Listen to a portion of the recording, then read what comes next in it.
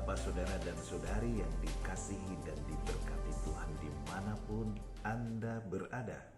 Jumpa lagi dalam INRI, Injil dan Inspirasi hari ini, hari Senin dalam pekan biasa yang ke-11.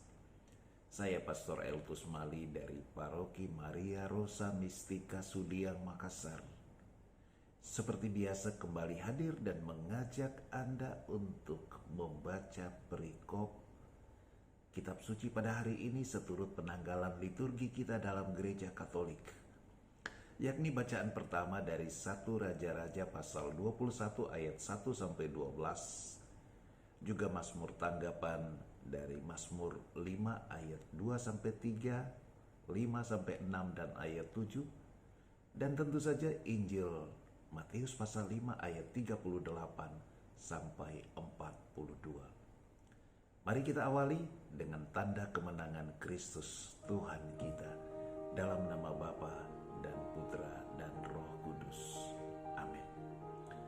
Nah, saudara dan saudari yang dikasihi Tuhan, peristiwa atau kejadian yang beraroma ketidakadilan sosial, yang beraroma keserakahan, ataupun sikap dan tindakan yang manipulatif dan koruptif, itu kerap mewarnai kehidupan kita umat manusia. Dan itu terjadi dulu, terjadi sekarang, hari-hari ini, dan boleh jadi juga pada masa-masa yang akan datang. Kehidupan umat Israel pada zaman perjanjian lama pun tidak lepas dari peristiwa-peristiwa seperti itu. Dan itulah yang dikisahkan di dalam bacaan yang pertama dari kitab 1 Raja-Raja. Di sana dikisahkan perihal Raja Samaria yang bernama Ahab. Namanya juga raja, penguasa, pasti punya harta yang berkecukupan, untuk tidak mengatakan bahkan berkelimpahan. Tetapi ia masih juga menginginkan kebun anggur yang terletak di dekat istana, yang bukan miliknya, bukan milik istana.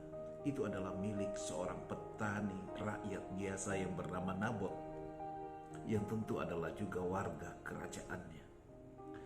Ketika keinginannya untuk mendapatkan lahan kebun anggur itu gagal untuk ia peroleh, ia menjadi sangat terpukul. Ia merasa tidak dihargai oleh warganya sendiri.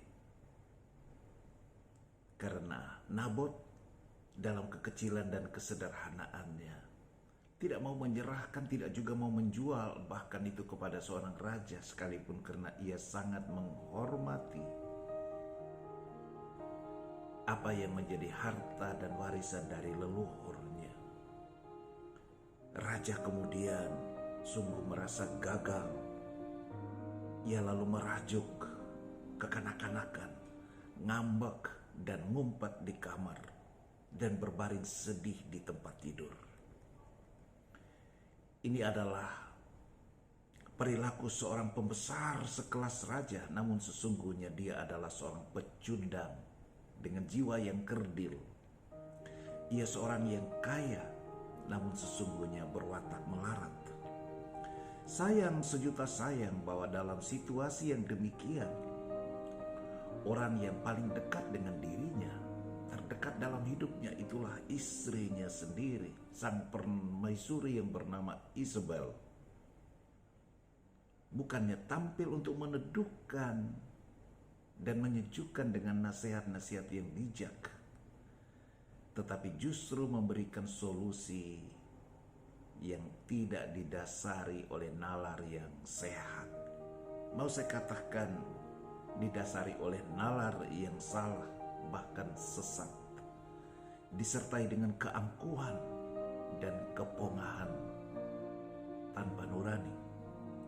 Kekuasaan disalahgunakan untuk menuntaskan ambisi sang raja. Maka nyawa seorang rakyat jelata yang bernama Nabot pun menjadi pertaruhannya. melalui sebuah drama keji tanpa nurani yang disutradarai oleh Isabel sendiri. Dilancarkanlah tuduhan keji kepada Nabot atas nama penistaan. Penistaan kepada Allah, penistaan kepada sang raja, penguasa. Hukuman mati pun ditimpakan kepada si petani miskin tersebut. Rakyat yang biasa yang bernama Nabot itu. Nabot dilempari batu sampai akhirnya mati.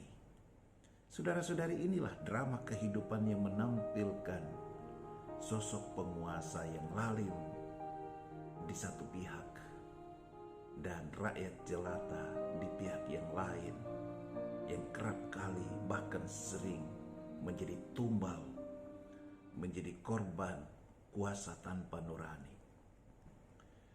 Ibu dan bapak, saudara dan saudari yang dikasihi dan diberkati Tuhan, mari kita pun waspada.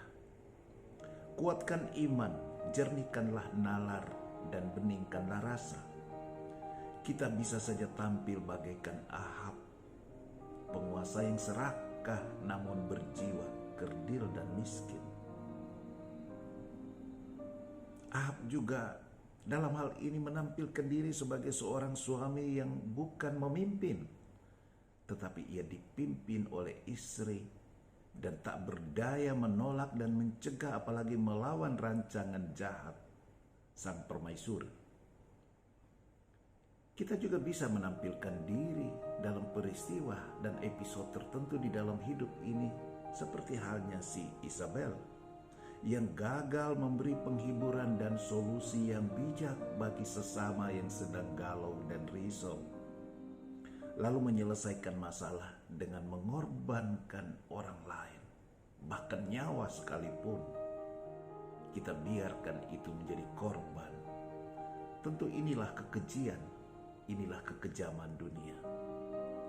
Kita berdoa dan berharap, saudara dan saudariku, agar kita tidak terjerat oleh tipu daya dunia sebagaimana yang dilakoni dan dialami oleh Ahab dan Isabel.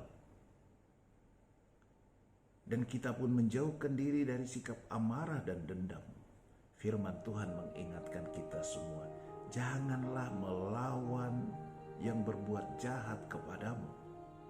Itu nasihat Yesus di dalam Injil hari ini. Yesus mengajarkan kita bukan hukum pembalasan kejahatan, melainkan hukum pembalasan kasih, bahkan terhadap orang yang tidak berlaku kasih. Inilah keutamaan iman kita. Inilah juga kekuatan serta bobot seorang murid Yesus. Kekuatan kita bukan nalar dan rasa duniawi, tetapi kekuatan kita adalah iman. Untuk itu mari kita mendaraskan mazmur tanggapan hari ini, sebuah mazmur yang bagi saya pribadi indah untuk menjadi doa harian kita, setidaknya untuk hari ini. Bunyinya demikian: berilah telinga kepada perkataanku ya Tuhan, indahkanlah keluh kesahku. Perhatikanlah teriakku minta tolong, ya Rajaku dan Allahku. Sebab kepadamulah aku berdoa. Engkau bukanlah Allah yang berkenan akan kefasikan. Orang jahat tak akan menumpang padamu. Pembual tidak akan tahan di depan matamu ya Tuhan. Engkau benci terhadap semua orang yang melakukan kejahatan. Engkau membinasakan orang-orang yang berkata bohong. Tuhan jijik melihat penumpah darah dan penipu. Saudara dan saudari, demikianlah inspirasi iman hari ini. Selamat beraktivitas. Tuhan Yesus memberkati kita semua. Dalam nama Bapa dan Putra dan Roh Kudus. Amin. Salam sehat, tetap tinggal di rumah, Semoga kita dijauhkan dan dibebaskan dari segala mara bahaya, juga dari wabah COVID-19 yang masih terus menjadi problem dan permasalahan kita, masyarakat dunia sekalipun. Amin.